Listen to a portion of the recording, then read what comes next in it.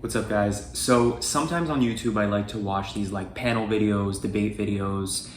I think it's healthy for people to discuss opposing thoughts and hopefully walk away learning another perspective. Like, I might not agree. There's always going to be somebody in a debate that you don't agree with, right? If you're watching one of these videos, and they tend to pick topics and pick speakers who are inherently sort of polarizing, right, to get more views. So sometimes I'm frustrated watching these, but I also think it's really good to know how other people think who don't have the same view as you, even if you don't agree. So this is a video I'm going to react to. I'm going to put the link in the description box and in the comments. It's from Joe Rogan's podcast. This is between Joe Rogan and Matt Walsh discussing gay marriage, their thoughts on it. I don't know much about Joe Rogan. I know that he has a very popular podcast. I know that much. And I know that I remember him from the Fear Factor days. He used to host this game show, reality show, whatever you want to call it, 20 years ago called Fear Factor. So it's funny to me because I remember him from those days, and now he has this huge podcast. Here we go. The Joe Rogan experience. I think of marriage is a certain thing, which is the context for procreation, for the building of the nuclear family. What about people that get married that don't have kids? Are you opposed to that? What if they get married, they decide, you know what, we don't need kids, I'm gonna get fixed, you get your tubes tied, let's travel the world. Well, what do you mean am I opposed to it? I mean, I think that every married couple should be open to life. But what if they don't want to?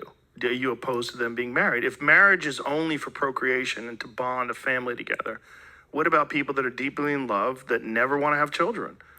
I don't think it's not only procreation, but that is one of the fundamental definitional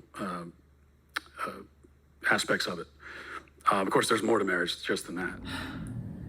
The argument is already weak, right? It's frustrating when somebody says, it could be about something different, it doesn't have to be about gay marriage, but when somebody's argument is, well, it should be like this because this is what this is all about, like it's very black and white, and then suddenly the exceptions come through, well, you can't suddenly change your point of view. You can't say, right, that gay marriage shouldn't be a thing because marriage is intended for procreation, and then somebody says, well, what about the couples that don't have kids or can't have kids or don't want to have kids?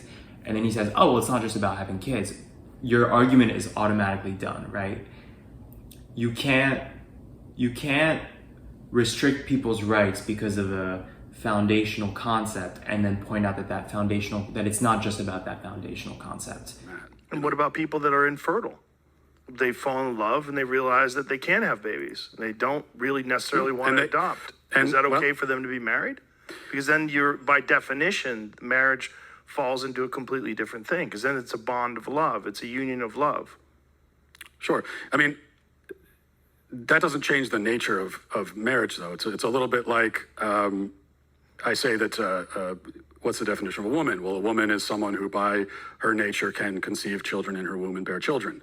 And then the response is always, well, what about women who are infertile? Does that destroy your definition of woman? And it doesn't, because it's still a woman's nature to bear children. Not every woman will.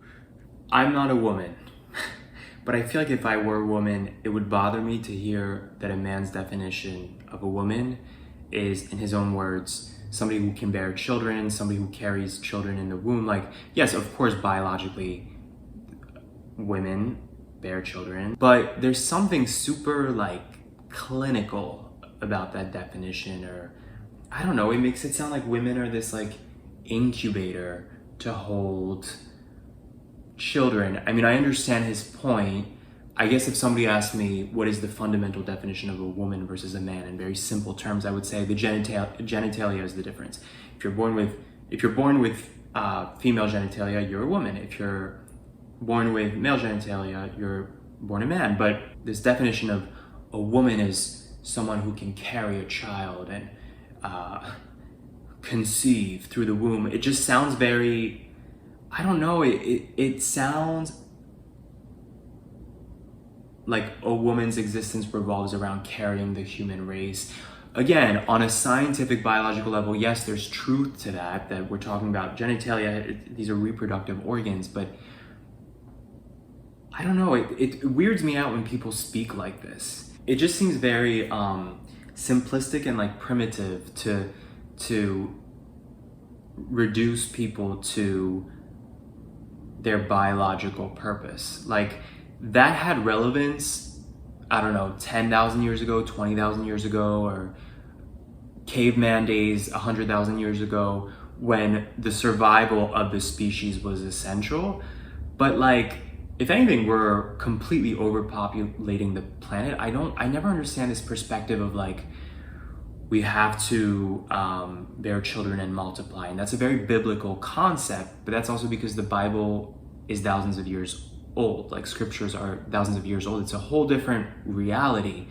But this obsession with we have to procreate is a very traditional religious biblical mindset.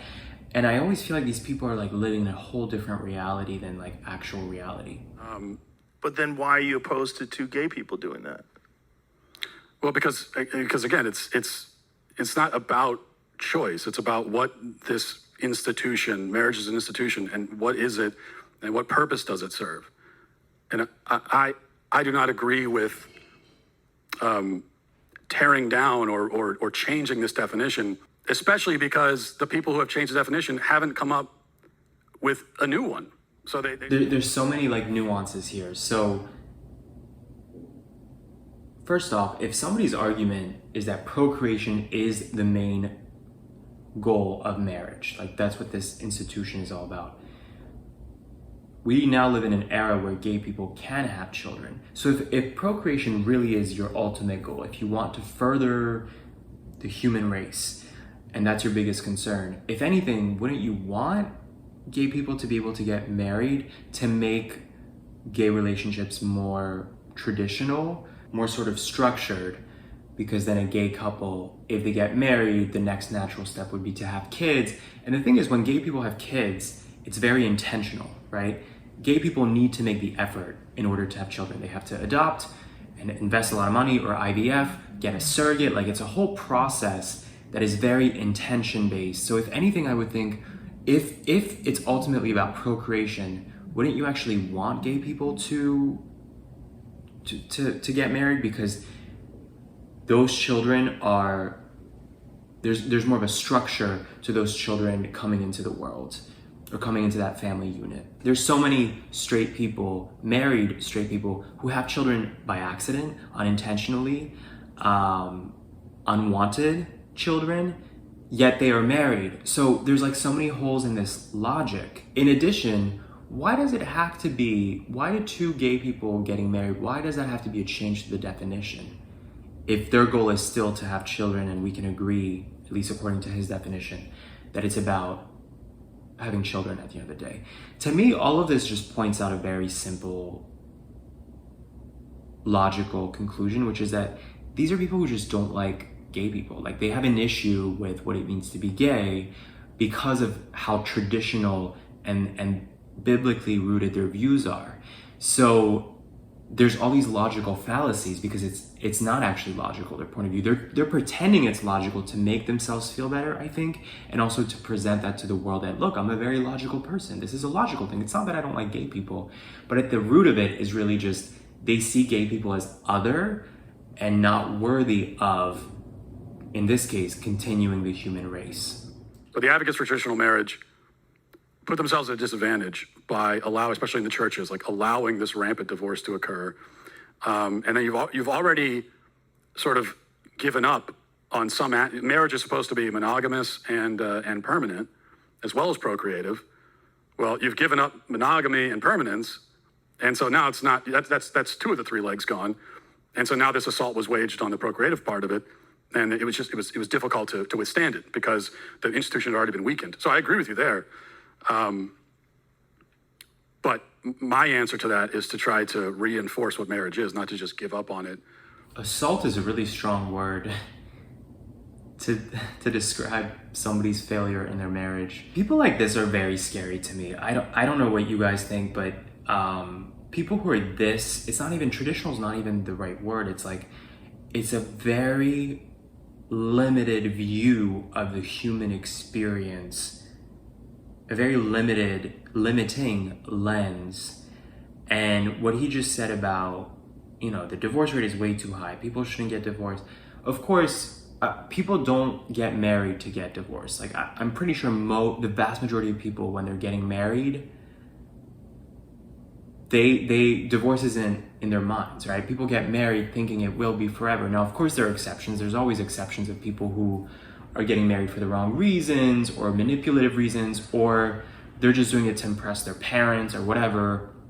Which, by the way, I think it's the fault of people like this, that people get married for the wrong reasons, to societal pressure, family pressure, the pressure to have kids. So if anything, he's actually, ironically, people like him are making this worse, the divorce rate. But I just find it so like toxic, this mindset of people need to work harder, the divorce rate is way too high. When people divorce, I'm pretty sure they've exhausted